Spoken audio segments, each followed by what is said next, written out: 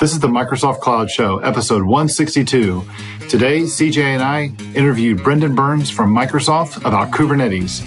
Recorded live, October the 18th, 2016. Welcome to the Microsoft Cloud Show, the only place to stay up to date on everything going on in the Microsoft Cloud world, including Microsoft Azure, Office 365, SharePoint, and the competitive landscape and related technologies. Just the information, no marketing, no BS. I'm Andrew Connell. And I'm Chris Johnson. Send us a tweet, either to the show at MS Cloud Show or to Andrew at Andrew Connell. Or Chris at LoungeFlyZ. As we'd love to connect with you. We're just two dudes telling you how we see it. The Microsoft Cloud Show is sponsored by ValidNL. Valid is a Microsoft Gold partner whose mission is to enable its customers to excel in their business through the innovative use of technology. Valid is always on the lookout for consultants, architects, and engineers. Do you know Azure, Business Intelligence and Analytics, .NET, Office 365, or SharePoint? Look them up on valid.nl. Good morning, CJ. That was very enthusiastic. Not really, man. I am wiped out. I just finished an intense workout at a gym. But anyway, how's it going? Nice. I'm a little croaky. We had a work function on Friday night that involved a lot of very bad singing and karaoke. That from the pictures on Facebook, I saw those highlighted words, and Meredith, my wife, looked over at me on Saturday morning and she's like, did CJ do karaoke last night? I'm like, it appears so. Yes, apparently the photographic evidence proves that I may have. Awesome. So, hey, what's new in your world, man? Oh, dude, recovering from Ignite. I know I say that pretty much every week since Ignite. I was going to say, man, this is like 2 or 3 episodes now. I know. Seriously, we're still digging ourselves out of a crazy week. So it's good. We're sort of regrouping, figuring out what we've got to go do over the next 3 to 6 months, starting to onboard customers and partners, and getting everything back in order after it was all just hands to the pump to get through Ignite. So it's been really nice actually to sort of take a deep breath and regroup. It's been good. Awesome. How about you? What are you up to? You know what a pivot is in the work sense? Oh yeah, we talk about it all the time. More in a joking sense. We've got this joke where like every Monday morning, one of us comes in and is like, we're pivoting. But we're not. Yeah. So for those of you who aren't familiar with this, it's a term in like startups or young businesses where you had one plan to do something, and the pivot is you're pivoting. You're changing your direction and doing something different. I've been mulling it over as far as like, let's just say not my work life. I've been mulling a pivot over in the last 2-ish months, and some things both happened at Ignite. Discussions at Ignite, things before Ignite, things after Ignite, but there's a lot of stuff around Ignite. Nice conversation that you and I had as well that I think I got a nice big slap across the face that kind of just hit home for me and said, hey, here's what you need to do and here's what you like to do. So I'm in the midst of a pivot. I'm looking forward to sharing that with our listeners.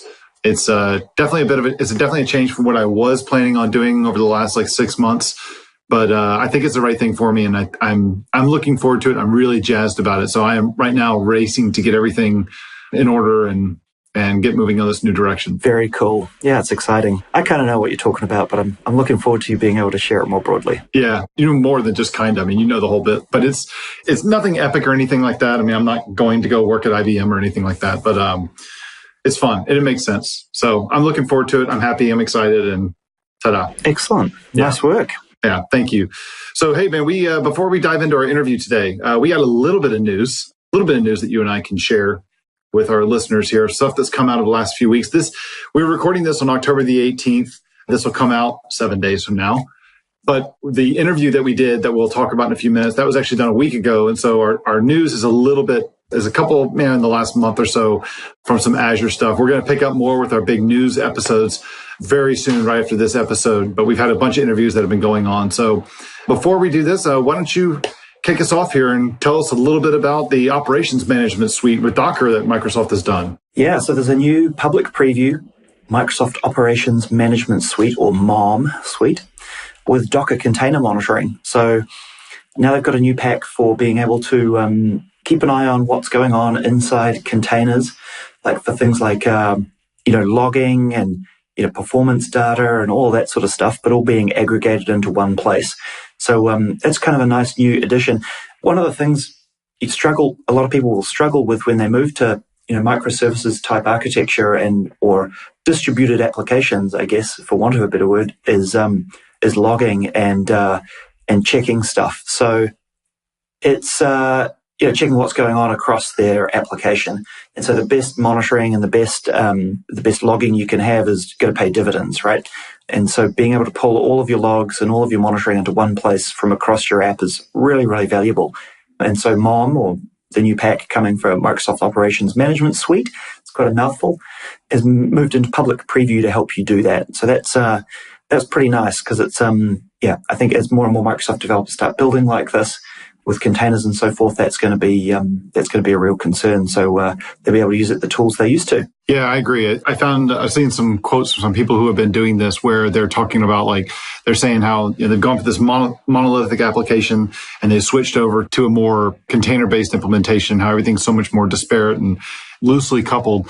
I can't remember if I shared this on the show before, but I remember listening to a podcast, and the quote was hilarious to me, but it's like before, when we had this monolithic application and something died, it brought the entire system down, but we all knew what died and we were able to fix it. And then now, when in this container infrastructure, this container-based application, or really a microservice-based application, when something dies, you build the resiliency into it, and the latency kind of, you build all that stuff into it to make sure you can account for it so that your application stays up. But when something goes bad, you still got to figure it out. And the funny part is that they now say that, we've exchanged this one thing goes bad and the whole application goes down, to now one thing goes bad, things start acting weird, and then it turns into a murder mystery trying to figure out where the hell the thing happened. So instrumentation telemetry is huge in this thing. And it's interesting where this world is going. I know you and I, kind of ties into our interview today, but you and I are going to be able to do a drop-in at the KubeCon, which is a Kubernetes conference in Seattle. The Linux Foundation, this is pretty cool. The Linux Foundation invited us to come attend the conference to cover it as part of the podcast. And Kubernetes, as you guys are hearing about in the last episode and this episode, is all about a container orchestration, Google's offering for container orchestration. And there's part of the conference is they're doing something called Prometheus Day, which is Prometheus it's kind of a pattern. It's also a product. It's open source, and it's a way for you Prometheus think of it like a server that reaches into your application, knows how to reach an application and get telemetry out, stores it in a time series database, and then you can slice and dice it and use this tool called Grafana, or Graphite in Grafana, to show all the visualization and everything for it. So everything looks nice and slick. It's all about this whole thing, being able to orchestrate and be able to visualize all the issues that are going on. So I know you and I are going to be there and be able to dive in on Prometheus Day and learn a bit more about it, and hopefully interview someone on the show about it as well. Yeah, that sounds really cool. I've actually been looking into Prometheus, so I'd like to learn more. Yeah. Hey, we're going to be at the show. We can do it. Woohoo! Love it. So, hey, I got two items here. Both of them are Azure/Microsoft related as well, building off your operations management suite chat there, or news bit. Microsoft has announced data centers in the United Kingdom that includes Office 365 coverage in the UK. And they have said that the dynamic CRM is going to be coming to those locations as well in 2017. So we see people who are cognizant of the fact that they want their data living in a specific region. They know that things are penned in that region based on either legal or data sovereignty requirements. UK data centers are now available. And they also announced at the same time that they are going to be opening a French data center as well for Azure as well. So that's coming soon. Very nice. Yeah, more geo is good. Absolutely. And the other bit that I had too, this is also kind of going back to your Docker thing a second ago, is that Microsoft just released, hey, we got Windows on Windows containers and Docker now. Microsoft just released a SQL Server. It's SQL Server Express. It's not the full-blown SQL Server, but SQL Server Express 2016 container built on top of Windows that you can now pull down and you could try it out. So it's now you don't have to have as a developer. I know one thing that I always end up doing is you install Windows, and the second thing you install is Visual Studio or Office. The third thing is Visual Studio, and the third thing is SQL Server, right?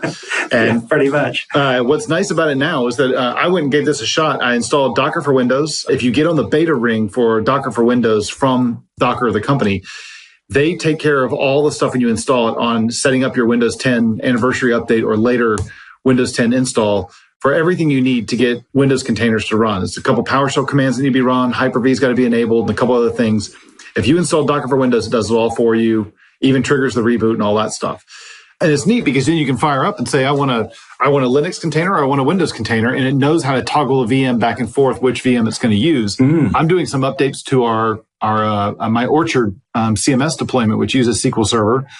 And to stand things up locally, I need SQL Server. And so instead of installing SQL on my local machine, I just installed the client tools or the management tools and pulled down the Docker image, fired up the container, restored the production database right into the container. It worked exactly the way it's supposed to work. Right? Wow, nice. Super clean. That's pretty cool. And no SQL engine installed on my Surface Pro. Yeah, that's cool because when you're on a flight and your battery is dying in a fire, right? Well, that's probably too soon, isn't it? Samsung. Hey, Samsung. Anyway, yeah, when your battery performance is turned to rubbish, and you're like, what is it? Then you've got all these big chunky background services like SQL running. That's a real pain, right? And so you got to remember to turn it off and do all that sort of stuff. This is kind of a nice way to get around some of that stuff too on a dev workstation, Yeah, it definitely is. Yeah. I mean, you want that server-based stuff. You want the smallest footprint you can have on your dev workstation. I mean, I think you've even talked about this in the past. You like it, what's the time to new developers sitting down being productive on having development? So time to first line of code. There you go. Time to first line of code, which you got to come up with the acronym for that one. But hey, it's like you're a new employee, run to the Apple Store or run to Best Buy, whatever. Go get your laptop, show up. How fast is it going to take you to get up to start writing code? That's important. Yeah, for sure. For sure. You got anything else for us? Yeah, I do. It's not quite a circle the drain news item, but it's, at least to me, it's more like a what kind of news item. Salesforce uses Quip to fire shots at Microsoft Office. I'm not sure what direction they're firing in, but it's certainly not at the target. So Salesforce has bought a productivity suite called Quip for $750 million, and which includes a basic word processor and spreadsheet type thing, as far as I understand it, and sort of chat, collaborative editing and things like that. And the whole theory behind this is that they can, stick it to the man and offer their users productivity tools. Now, the problem I've got with this is great if you're some sort of valley company or something like that that's into trying all these new things. The vast majority of their customers are Office customers for years and years, if not decades, right? And trying to get an accountant or a salesperson or whatever to not use Excel when they're crunching their sales numbers or, modeling their finances or what have you is pretty much like pushing the proverbial up a hill with a rake. Like, there's no chance in hell you're ever going to get them to move off these things. And so, I mean, I like the enthusiasm. I just think it's a little bit misdirected. Them trying to become a productivity tools provider, I just don't see it. It's funny to me how companies, they seem to flail in terms of trying to compete with each other. And they flail in the sense that, hey, that company is doing X. What can we do to try and compete with them on X? Instead of, I don't know, I look at Salesforce, I'm like, how is that core to what you guys do? How does that really do anything to the bottom line other than let me try and do a shot against Microsoft? Well, that's the thing. I think a lot of it is just a shot at Microsoft because Benioff's pissed that he missed out on LinkedIn and he's still got his knickers in a twist about that. And so now it's like, well, what am I going to do in return? Oh, I know. I'll buy a productivity tools business because that'll really stick it to you. Satya is laughing his head off right now at this, right? If they think they're really going to stick it to the man with a couple of web-based productivity tools, you got to be kidding me. Yeah, I agree. It's you want to see. I think that somebody like Salesforce, you want to do a shot against them, then have really tight integration with something like Google Apps and using Docs and Sheets and something like that. Is that a replacement for Office? For some companies, yes, right. But for a lot of other companies, no, it's not. I mean, I do for a lot of my personal stuff. I use Google Docs. I use Google Sheets because it's simple. It works. It's easy to share those things. I don't need something like OneDrive to keep things in sync and everything. Everything's very lightweight. If you gave my stepfather, who's an accountant by trade at least, if you gave him a Google Sheet, he wouldn't have a clue what to do. I totally agree. No clue. I totally agree. And that's no slight on him. That's just because he's used Excel for decades and is an absolute guru at it. Yeah. Hard to be the entrenched. It just feels like a tit for tat type thing with Sarcher, and I'm putting Benny off at 0 and Nadella at 1 right now. And they were good friends for a little while. It seems like they're back to war. And actually, it was really funny. I saw a friend of mine who works for Salesforce who I actually met while I was at Microsoft working on the Office and Salesforce deal that went through a while back. And I saw him at the conference at a hotel bar, and he saw me and he's like, I bet I was the last person you expected to see here. Yeah, pretty much. Yeah. So yeah, there we go. Awesome. Anyway, so that's Salesforce plus Quip. Interesting. So, hey, last week, you and I sat down and we published an episode with an interview with Kelsey Hightower, who is a developer evangelist, developer advocate, works for Google and primarily focuses around Google Cloud Platform and especially Kubernetes. So in the last episode, we explained kind of what Kubernetes was, how people can think about it that are interested in say, Docker containers and stuff like that. In this episode, what we wanted to do is we kind of are continuing that conversation. There's a little bit of an overlap here, but I think it's nice to get a couple different perspectives. Back on October the 11th, I sat down with Brendan Burns. Now, Brendan works for Microsoft, but as you'll hear from the history there, Brendan actually came from Google. So he originally worked at Google, did a lot of cloud services at Google, and inside Google, they have something called Borg they use to go build out and run all of their different services. Which is pretty funny considering Microsoft's nickname was the Borg. Isn't it? It's ironic. I talked to him a little bit offline about that, and there were some things that we decided we were going to stay away from because I didn't want to make it sound like there was a whole like Microsoft Google bash here. That wasn't my intent in this interview. I really wanted to just get the word out for it.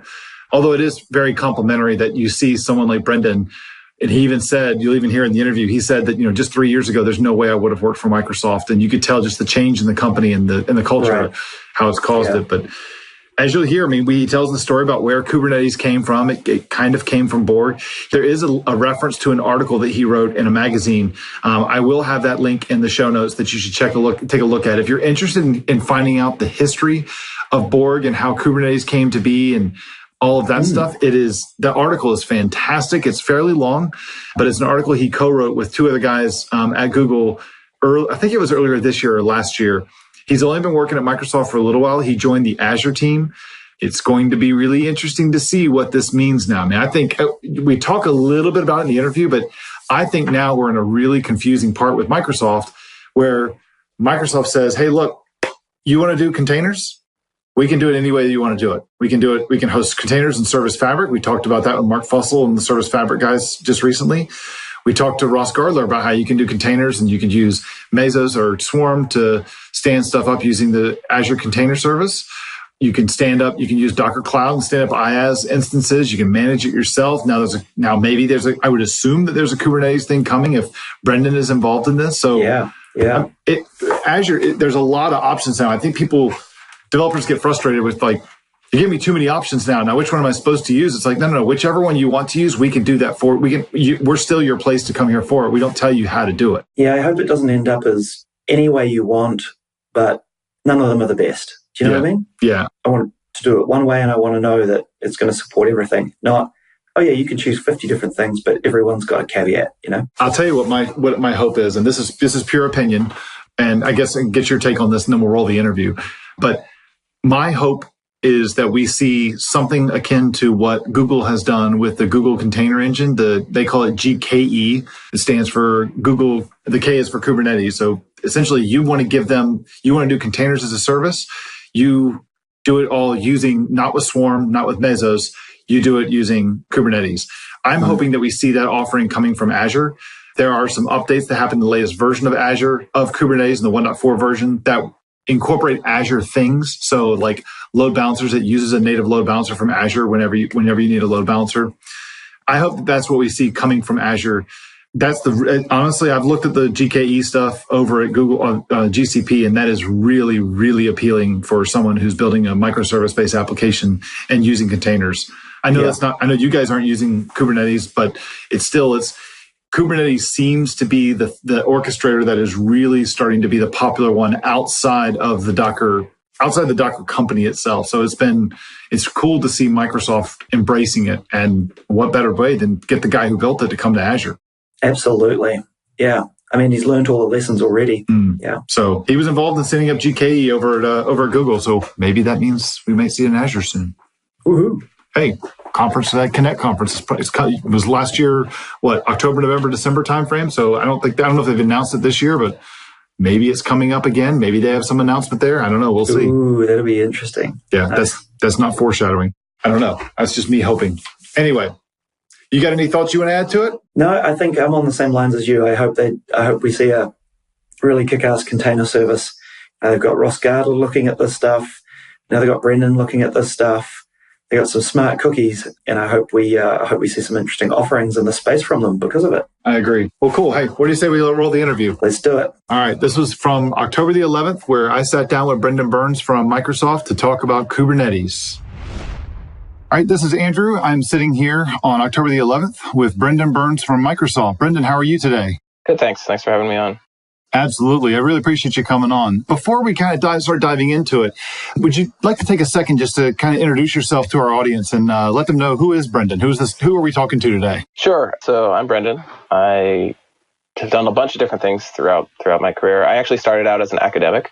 I went off and got a PhD. I thought I was going to go be a professor for a long, long time, and I actually was a professor for a couple of years. But I decided that geography mattered more than profession, I guess, and I moved back to Seattle, where I was from, and started working at Google. I spent about 4 years in Google Web Search, and then moved on from doing web search to cloud, as cloud was sort of starting up inside of Google. Did a bunch of different things, including deployment manager, which is a little bit like CloudFormation, as well as Cloud DNS, and then eventually had this sort of harebrained idea. Containers were sort of taking over, and we'd done a lot of work internally. I'd used containers in web search and everywhere else for a very long time inside of Google, and sort of had this harebrained idea that maybe the best way to get into it was to do an open source project. And so that led to the genesis of Kubernetes, which was co-founded with another engineer at Google Cloud in Seattle named Joe Beta and a product manager named Craig McCluckey. And we sort of incubated it in Seattle, sold it up to the executives, and launched it out at the first DockerCon. And it's sort of been a roller coaster ride ever since. And then most recently, about 3 months ago, I moved over to Azure, to the public cloud on Azure, and I'm working on actually very similar things at Azure. I have the Azure Resource Manager, which is the API gateway and templates that you can use to define your applications, as well as running the Azure Container Service. Wow. So there's a lot to unpack there. Got a lot of stuff. You had a lot of really rich stuff going on, working with a lot of the latest cloud technologies that we see that is kind of emerging here in front of our face. So our listeners have been listening to the show. They know that, the last few months, my co-host CJ and I have been talking about containers quite a bit. We've mostly talked about it in the context of Docker, and we haven't focused too much on kind of like the business of running containers. I guess you would say like the orchestration bit. And I know that's a lot more of what I wanted to talk to you about today. I know that there's a handful of options that are out there today.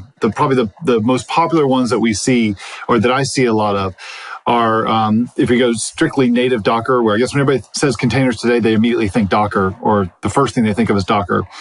And Docker's got their orchestration bit called Swarm, Docker Swarm. And then there's a project by the Apache Foundation called Mesos.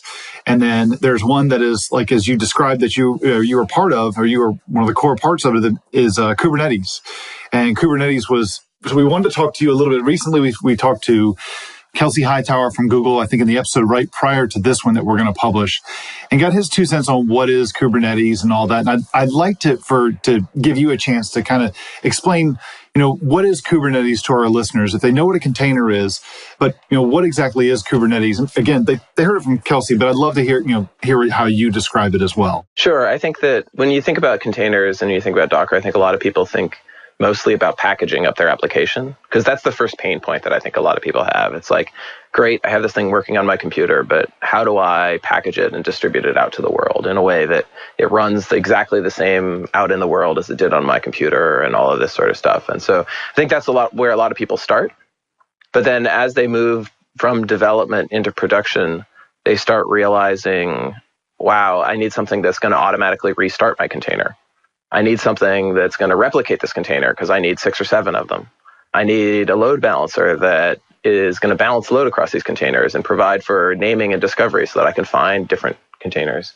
And so I think that, Kubernetes is really intended to provide the set of systems that enable you to build a distributed application, a distributed system that's reliable and scalable out in the cloud as easily as possible. The tag that I always had, and I don't think we're there, by the way, and I'll be talking actually at KubeCon. It's coming up in Seattle in a little bit about some of the directions forward, I think, from here. But the goal is to make writing Bigtable a CS 101 exercise. Right, that was always like that was like the pithy one-liner that I always had in my head. Right, Bigtable is this big, fancy, reliable distributed system that does storage, and there's a Google white paper about it.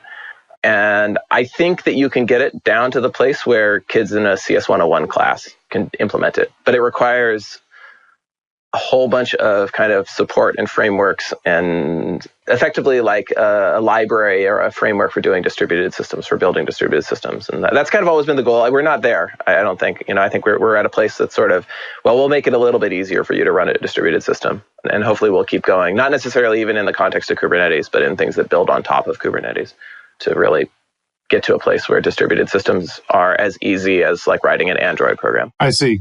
One of the things I've heard about Kubernetes, kind of going back a bit here, was that it came out of Google originally built something called Borg. I was listening to another podcast just recently, the Google Cloud podcast, Google Cloud Platform podcast, where they had one of the, I think, John Wilkes, probably. John Wilkes, that's right. Yeah. So I was listening to John Wilkes, and he was talking a lot about the background of their system that they built, that Google built to be able to run all of their systems. And it's called Borg. And my understanding is that Kubernetes is kind of took the best of a lot of stuff from Borg that Google uses to host to provide their services, their platform. And let's build this as an open source solution that end users and customers can use to build their own things as well. It's not the same thing as Borg, but it's like, here's something that we can help with that. Is that accurate, or is that is there? Yeah, I think that's accurate. I mean, I think I can talk on that a little bit. So as I said, I worked in web search for 4 years before I went to cloud. And I used Borg. I mean, every single day I used Borg. The applications that I deployed were deployed into Borg. And so you learn a lot, right? Like anytime you're deploying something into a system, you learn a lot about that system, and you learn a lot about its foibles, and you come up with the things that you hate. And like anybody who goes and uses anything, you have this long list of like, God, if only I had a chance to rewrite this thing, And so like I'd been collecting that list for 6 years or so. And the Borg team had too, right? The Borg team had been collecting this really long list of like, God, we really screwed up when we made that decision or whatever. Like, we really wish we had improved it in this way. But I think that so there's that. There's the like, they didn't necessarily know what they were doing when they started, right? Like Borg was this system that evolved, right? And I think that, and in particular, the way that it evolved is that most of the things that actually made it into the system that I used were added on after the fact and in kind of an ad hoc way, right? So teams would come along, and sometimes the Borg team would say, we really need to add this thing. And sometimes other teams would say like, hey, we built this really awesome service over here. Doesn't the rest of the world want to use it? But the net result of that was like, there's 15 different configuration files in different locations with different syntaxes. And like, it was kind of, like any system, any legacy system, it becomes really messy over time. And then there were some fundamental decisions that seemed really obvious, but that actually were wrong. And so there's that too. I wrote a paper with John and a bunch of other people that was in the ACMQ, Association for Computing Machineries magazine, sort of about lessons learned from Borg and Omega that led into Kubernetes. And so if people are interested in the details there, you can read through that. And it kind of tries to talk about sort of where the origins were. I think one of the big things was to provide a consistent API service, right? Like, not have 25 different configuration files, but also a real understanding that this was intended for the public cloud, and that, when you're building systems for internal IT systems, you kind of have a monopoly, right? And so you don't necessarily think about the user as much as maybe you should, right? But when you're out in public cloud, like users have options, right? It's not. They can choose to use some other system, as you mentioned, the other open source projects, or they can choose to use, proprietary projects. And so you have to build something that's. So I think that was another distinction, right? Was that we had to be out in the community so that we could learn about how the community wanted to use this thing. and sort of co-evolve with them, right? And I think that's what we did. Is the thing that we went out with, the thing that we went out with at DockerCon was barely formed, right? It was more of a suggestion than a completed product. And with the Kubernetes community over the next year, we produced the final product, right? I mean, it took us a year and a month to go from the first release to a 1.0. Right? Wow. And that was all done out in the open, right? It was all done on GitHub. It was all done with discussions and with a lot of input from Red Hat and from other people out in the community. That's interesting. So Kubernetes, we unpacked that a little bit too. Like, so Kubernetes is primarily there, from what you said initially, to help, is the orchestrator to help run your container-based applications. So if you build applications, you say that I have this many containers that I want to run. I want to make sure that you always have one instance of this or this many instances of this running. It manages all that for me. It manages rolling out upgrades. It manages rolling back upgrades if there's an issue there, and being able to easily scale those things out. Similar to how Docker Swarm and Mesos do as well. Today, my understanding is that Kubernetes open source project. And so if I've got a bunch of servers sitting in my environment and I want to be able to run this myself, I can go grab Kubernetes. I can install it on those servers, have multiple masters, multiple workers, however you want to say it. And I can be able to deploy an application over there and let Kubernetes make sure that that's load balanced and running all of that stuff as well. However, over on the Google side, Google has an option today to be able to have a self-hosted or have a hosted option for Kubernetes that they offer as a product. I think Google Cloud Platform does I think it's GKE for Google Container Engine, but the K is for Kubernetes. Is that right? That's correct, yes. Yeah, I actually helped build Container Engine while I was still at Google.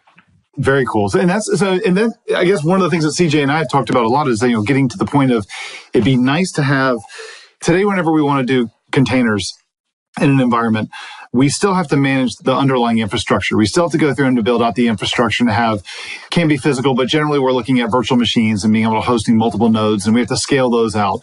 And so we're still very much in this like infrastructure-based business that we still have to worry about stuff. And we've talked about things like it'd be great if we can see this industry moving on to, say, containers as a service or a CaaS kind of offering, to where I can say, I really don't care. In the same way that when I get a virtual machine from one of the public clouds and say, I don't really care what kind of a server you've got to do to make that work. Or how many other virtual machines are on that same physical box that I'm on. As long as it can handle what I need, that's fine.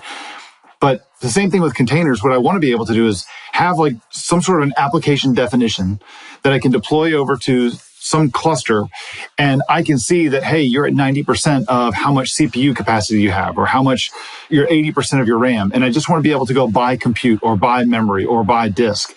I've looked at Kubernetes and it seems to be a lot closer to a container as a service offering than what something like some of the other options are that we have out there. Would you say that? I think that's accurate. I mean, I think that the biggest hurdle that you have, so I think you're 100% right in the sense that once you have your Kubernetes cluster up, and in particular, I talk about this as sort of the decoupling of ops, right? And I think in any reasonably sized operation, you'll have a small team that is responsible for managing your Kubernetes cluster.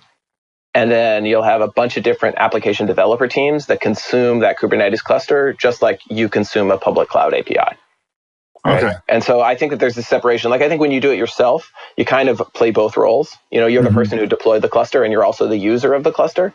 But honestly, I think those roles separate out in any reasonably sized organization, because it makes sense to centralize on one team that knows how to run the cluster, and each application team just knows how to use it.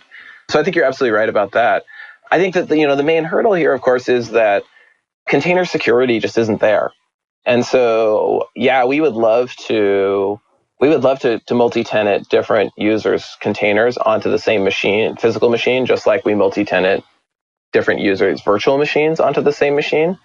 But the security model just isn't there. And so, we can't do that securely right now. Now, I think that that's going to change, right? I think that it's only a matter of time. And I've told people I think it's 5 years, but, I don't know, give or take, that most people, when they consume public cloud, they're going to consume a container-oriented API, not a VM-oriented API. Right? It just doesn't make sense. Like, the VM-oriented API just doesn't make sense, right? I mean, obviously, there will be legacy workloads. People have applications. I mean, just like people still buy mainframes, there will be applications that just never move because people don't want to move them, or they just lift and shift them into the cloud. And that's fine. That's great, right? But I think for most new development and most developers, they're going to consume container-oriented APIs. And the container is going to be the runnable thingy across the platform. And, I think you're starting to see that in all of the clouds, honestly. And Azure is no exception, that when we take code from an end user, it's no longer going to be, hey, just give me a code. It's going to be give me a container. Gotcha. Because that way you can put whatever kind of code you want inside that container. It's just a nice abstraction boundary, right? I like to call the container the runnable thingy, because it's like, as a cloud, I don't want to have to care. I just want you to give me something where I can press play, right? I don't want to know that it's Java or C# or JavaScript or C++. I don't care, right? Just show me where I'm supposed to press play. I'll orchestrate it. I'll get it into the right places, and then I'll press play, and your code will take over and do your thing. And I think that's a really good division of labor. I think one of the reasons PaaS has struggled in the past is because they didn't get that boundary right. It was too far. The management systems were too far towards telling you what to do. And, you didn't get to bring whatever code you wanted. You had to be in this framework. You couldn't use the files. So, there are all these restrictions. And I think with containers, what you're seeing is sort of a balancing at a sweet spot where you can still orchestrate it. You can still do useful things that the developer wants you to do. I mean, like, no developer wants to be the one who's responsible for restarting their code if it crashes, right? Like, it's just boring. Nobody wants to do that. But developers care a lot about, like, what libraries they can use and who's running the main of their routine and all this sort of stuff. And so you have to find that place where you can provide management, but you're not restricting the ways in which people can build applications. It's funny you say that, because that's one of the biggest appeals, I think, from my perspective and the people I talk to and explain kind of, what containers are, because it's the people I generally talk to most are coming from the Microsoft audience, right? And so containers are fairly new to this Microsoft audience. And we'll talk more a little bit about that. They're kind of old hat to the Linux side because they've been around for a lot longer. But when you kind of explain this to people and just like, what's the benefit here is that, as a developer, you build the application, and no matter how many times we've talked about it over the last 10, 15 years, you can't just take the application, zip it up, put it on a thumb drive, leave it with ops and say, you guys deployed this on a Friday night. Don't call me when everything's going to work just fine. Now it's up to you guys to run it.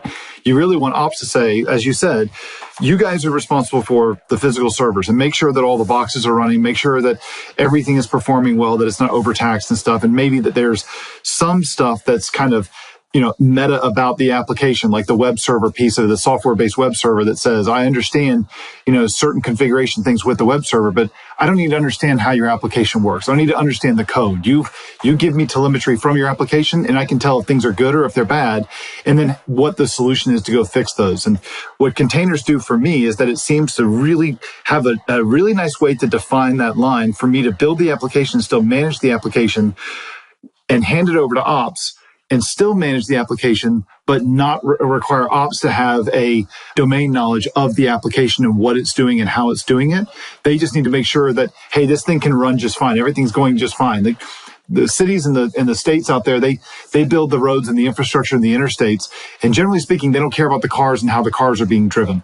That's kind of like, to me, what containers are. We want to be able to make it to where I don't need to work with the people who are working on the infrastructure for the roads. I'd rather just drive the car and be a user that way, or I'd like to be able to build a car and just assume that the roads are going to be there and they all work the exact same way. Yeah, I think that's pretty accurate. And I think that in some ways, I think this is what DevOps was trying to get at also. Like, DevOps was like, oh, look, your developers are your ops. And I think that some people took that and meant like, oh, your developers are also your operating systems and your hardware ops. And that's a recipe for disaster, right? But I think what they really meant was actually what you said, which is, the developer understands their code. They should be the one operating that piece of code, but let's give them infrastructure that means that the developer doesn't have to care about the kernel, that doesn't have to care about the physical hardware, and I think that separation is exactly that's why containers have taken off. And I will say that, you said that they're sort of old hat in Linux, but like, honestly, it was only about a year ago that I retired my, like, why would you want a container slide from my talks? And even now, sometimes I bring it out, right? So I mean, they've been around in the kernel for a long time, but I think that the adoption is relatively recent, even in the Linux world, and when we started out, there was a lot of, why is this not just a virtual machine? Why do I want, I have this, I have a machine image over here. Why do I need this thing? And I think part of it is because like when you look at some of the stuff that Netflix had done, they were kind of building containers. They were just using virtual machines to do it. right? They kind of like a lot. People were sort of coming at these principles, but they were building these really heavyweight things. But they're saying like, no, you need to have an immutable image for your VM. You need to have one task per VM. You need, each VM is a specific thing, and we're going to replicate it, and we're going to, they were doing a lot of the same kind of stuff. It's just they were doing it with this really heavyweight object that had kind of bad utilization. And so I just think it hit this sweet spot where it was like, oh, right, okay, that's the thing we were looking for, right? We all knew that we needed it. That's the thing that we're looking for. Sure. It's funny you say that about DevOps, because that was kind of the pitfall that I was falling into, where when I hear DevOps, I'm like, sweet, I can own the entire thing, and then quickly find out why I moved away from the networking and the DNS and the infrastructure side of this industry. When I first got into it, I was like, oh, it's very interesting. Got into it, but quickly found that, no, I'm a software guy. I'm not a hardware guy, and I don't need to be dealing with all the infrastructure stuff. I don't mind the software-based like networking and stuff like that, but yeah. So when you're giving us an introduction there, you talked a little bit about you came from Google, right? And you started the Kubernetes project with a couple other people at Google. What it was kind of based on, or what the inspiration, I guess, came from. A lot of the inspirations came from with Kubernetes. And as you said, now over the last few months, you recently have joined Microsoft. And I'm curious, we've seen Microsoft over the last few years, from my perspective, from ever since you saw Satya Nadella take over from Steve Ballmer, you saw this very different direction that Microsoft was taking. And Satya's coming from the Azure space, and this company was much more open to open source, for not to overload a term there, but they were much more open to open source and doing things that were more kind of all encompassing. We want to be everywhere. We don't want to say you have to do stuff our way. We want to be a little bit more into it. You joined Microsoft. I mean, that seems to say quite a bit about this shift that this company is making, that, they were really the big blue monster in the Pac Northwest. And now and Google was the open source. They were much more open and everything. You've joined Microsoft. I mean, that says a lot about the whole open sourcing, or at least the openness of the company, I would say. Yeah, I think so. I mean, I have to admit that back in the early mid 90s, I was definitely up there, spelling Microsoft with a $sign on the S, and being sort of like one of the classic OSS. I would not have gone to work for Microsoft even 3 or 4 years ago, I don't think. But from the outside, I've seen the transformation, and from now being on the inside, I can say that it's truly genuine. It's not, this isn't a PR. I think a lot of people saw it and they're like, oh yeah, that's nice. It's a cute PR stunt. It's nice that they're not saber rattling anymore. But I think what I've really come to realize is that being on the inside, there's a real openness and a real belief that, at the end of the day, a core is a core, and Azure's job is to sell cores inside of our data centers. So we want to find all of the different ways that we can reach customers no matter what they're using. And, obviously Windows is still a really big part of the business, but I think Linux is becoming a bigger and bigger part of the business as well. And there's a real focus on making sure that we understand what those developers are doing. And I think that's one of the reasons actually why it's exciting is I have an opportunity to come in and kind of help bridge from the world of open source, which is really my background, and bridge that into Microsoft, which is very, very interested, but still learning about it. Sure. So moving to Microsoft too, I mean, based on your background working with Kubernetes, and you're working, in the area with Microsoft's cloud and everything. So I heard, when we were at the Ignite conference just a few weeks ago, I sat down with Mark Fussell, who does the Service Fabric stuff for Microsoft, and I asked him, I said, one of the things that I find people are getting really confused with is that, Microsoft Azure seems to be giving the customer seems to get a little confused a bit when they say, I have these containers. I want to be able to run my containers inside of Azure. How can I go about doing that? And, the answer is, well, there's a lot of different options here. We have things like ACS. There's Docker's got ways of doing it as well. We've got stand up your own stuff to your own IaaS machines, virtual machines, and install whatever orchestration thing you want there, or whatever Docker whatever runtime you want there to actually run your containers. But one of the things towards the end of the conference, I saw Mark Russinovich tease out, and I think it was on the Microsoft Mechanics video that he did. He mentioned he mentioned Kubernetes, he mentioned Azure. And so Microsoft has recently, earlier this month, they did a big deal or earlier in September, they made a big deal about Windows Server 2016 coming out. Now we have containers and Docker, Windows containers and Docker, which is a first-class citizen. People can really see the difference have a choice between using Linux containers or Windows containers and Docker. It's not just a Linux, I'm putting in air quotes, but a Linux thing anymore. But then also being able to host them however you want to be able to host them. So going back to the whole Kubernetes thing and asking, you've joined Microsoft, you're working on Kubernetes still, you're working with Azure.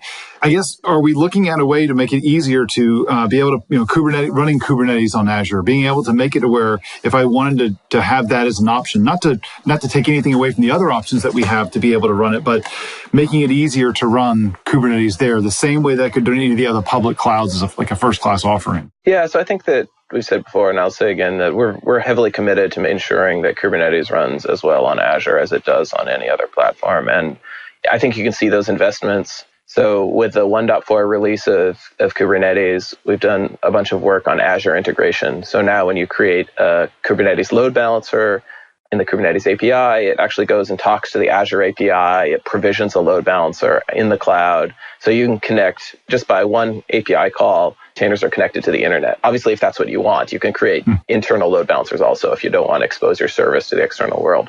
Likewise with disks, so Kubernetes will automatically mount and unmount disks into your containers. If you're running something like MySQL or something else that needs persistent storage, it'll automatically mount and unmount disks. And with the 1.4 release of Kubernetes, that works with Azure disks. And actually, I just got a beta release of an ingress controller. So ingress is the API object inside of Kubernetes that does HTTP load balancing. So there's layer 4 load balancing, which is just, TCP. We don't care. It could be MySQL. It could be a web browser. It doesn't matter. And then there is also a Kubernetes object for layer 7 HTTP load balancing. And there's an Azure implementation of that that's in the works that's out there on GitHub. And there's more work coming in the form of, and I guess what the other thing I'd say is also with 1.4, we're taking advantage of some of the new routing capabilities in Azure networking.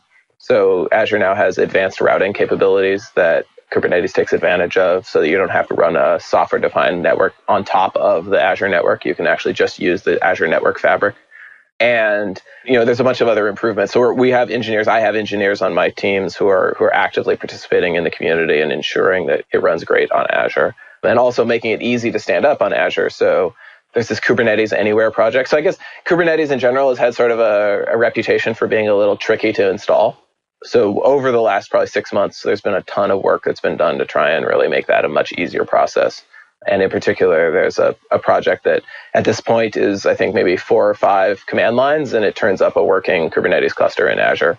And that's all work that's origined out of Microsoft and out of Azure. So, I think we want to make sure that, as I said before, like at the end of the day, we're about selling cores, right? And so however you want to consume cores in a Microsoft data center, that's what we're about doing. So the Kubernetes Anywhere project, you're saying that's the one that helps spin up a Kubernetes cluster on Azure very easily with just a couple of command lines that you want to run. That's right. So you can clone this GitHub repo and you can go in there and then you run. It's actually a Docker container based thing. So you run a Docker container, and that Docker container then talks to the Azure APIs and creates a bunch of virtual machines and creates a bunch of stuff.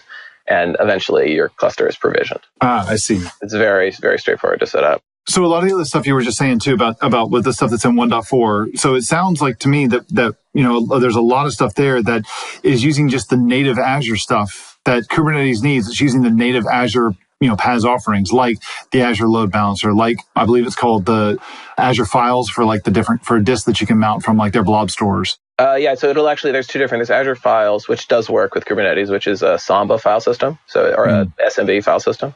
And then there's also block disks. So you can mount disks. So the SMB file system, you can mount, it's like NFS or anything else. You mount the file system on multiple machines. It's a traditional network file system, but there's also block-based disks that you can attach that only attach to one machine at a time. And so it's just different kind of, the block-based ones have better performance than the Azure file ones, but obviously, the Azure file ones you can mount in multiple places. And so it kind of depends on your use case. I see.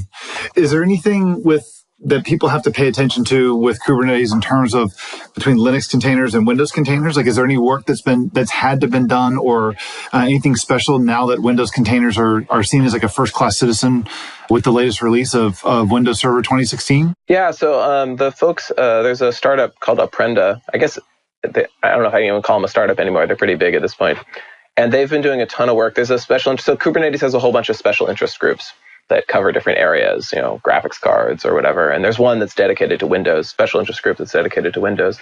And they recently demoed running Windows containers, orchestrating Windows containers via Kubernetes API.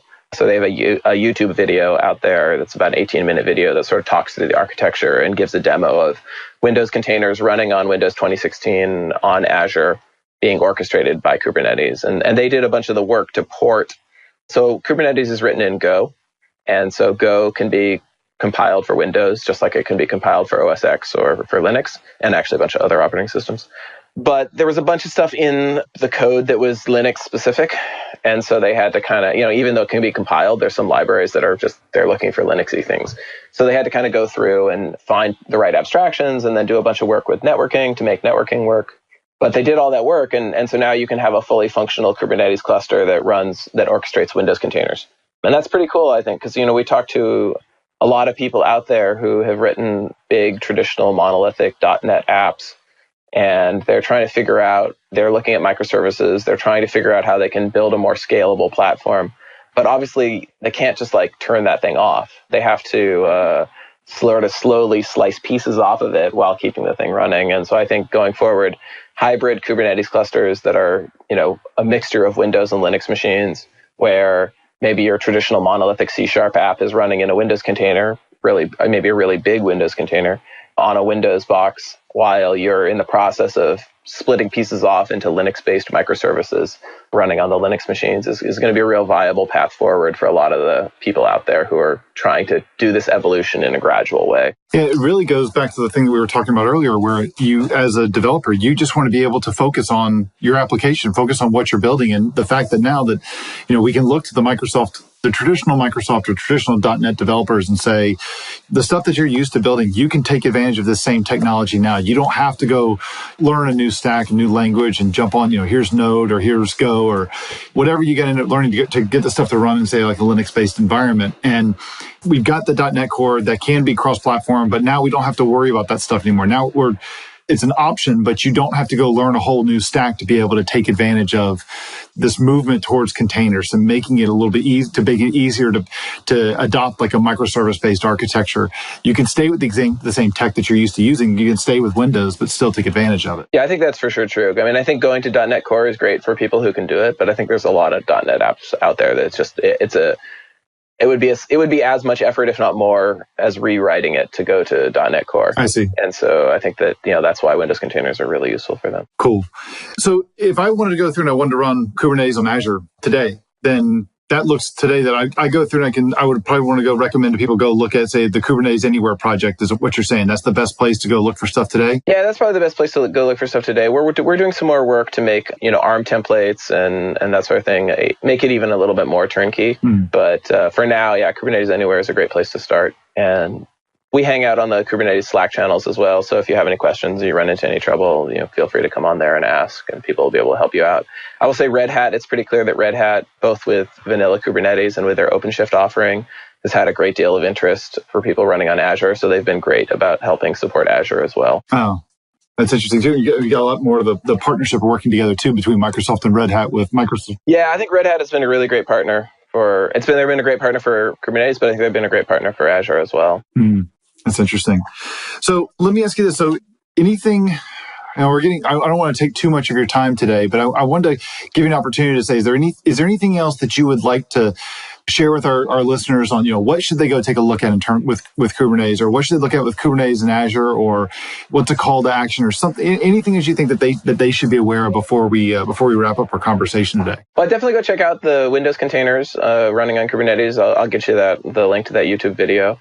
And I think that if you're just getting started, there are some great getting started with Kubernetes links out there. And there's a program called Minikube. If you want to just run Kubernetes on your own box, that's available. It's at this point works on all of the platforms. The Windows support there is a little bit more experimental, I guess. It uses VirtualBox under the hood, so it's a little bit more experimental. But so if you just want to kick the tires, that's a great place to go. The Kubernetes Slack channel is a fantastic place.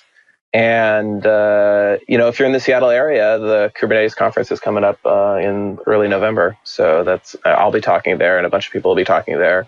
Microsoft will have a booth, so you can come by and hang out and that sort of thing. You said that was November 7th and 8th? November 8th and 9th, I believe. 8th and 9th. Yeah, 7th is Red Hat is having an OpenShift event ahead of that. So that's about it for me for right now. I'm always interested in feedback, so if there's I'm up on Twitter. So if you're trying something out on Azure or you're trying something out with Kubernetes and it's not working for you, please just send me a message and we'll work through it, because I always love to hear.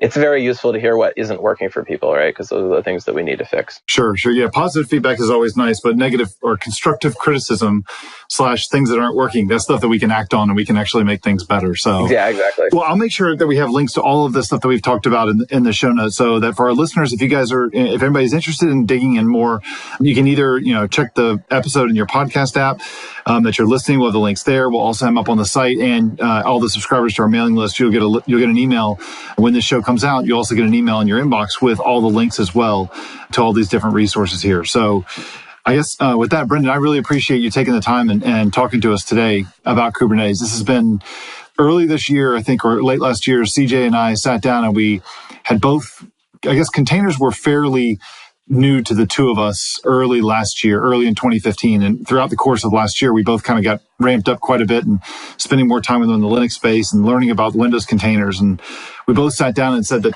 our prediction was that this was the year, 2016 was going to be the year for the orchestration tools and stuff. And man, seeing the stuff going on with Docker Swarm and Mesos, and especially with Kubernetes, and I know there's been talk too about the whole forking of Docker, and then how we can go with the different orchestrators and people rallying behind their different orchestrators of choice. It's a really vibrant and a very heavy activity in this space right now. It's a lot of fun to if you're just a techie, it's a lot of fun to be in this place, to be able just to see what's going on, to play, seeing how things are changing, and people are innovating so quickly right now. Yeah, it's been a fun time to have sort of a courtside seat to the whole thing, I think. Yeah. My suspicion is in 3 or 4 years, it's going to be a lot more boring. It's going to all sort of normalized out, and, everybody, it's going to be like x86. It'll just be like, oh yeah, of course, that's what we use.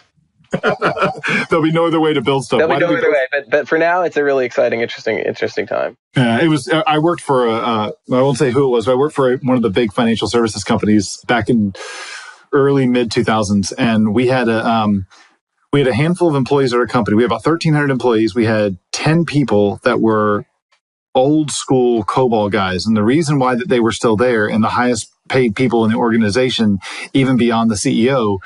Was because we had this monolithic application that ran so many ATMs and a couple of the different big banks that people would recognize today.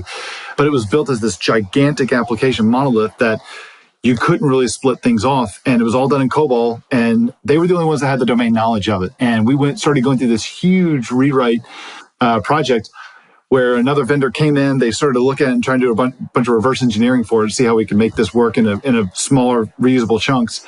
Man, they were biting off a ton of stuff. And looking back at it now, it's kind of like what we were trying to do 15 years ago was to build a microservice-based application way before the time. Right. So it's funny to see how the tech is all coming around today. I just saw an article, actually, this will be my last note, about how some government agency just finally shut down service that actually Bill Gates and Paul Allen had helped write in 1974 or whatever. Again, one of these giant monolithic mainframe things. It's amazing how long things stick around. Awesome. Well, hey, Brendan, if you would, you share any your Twitter handle, how people can get in touch with you going forward, or what's the best way to find out what you're up to? I'm a Brendan D. Burns at Twitter. There is a Brendan Burns. That's not me.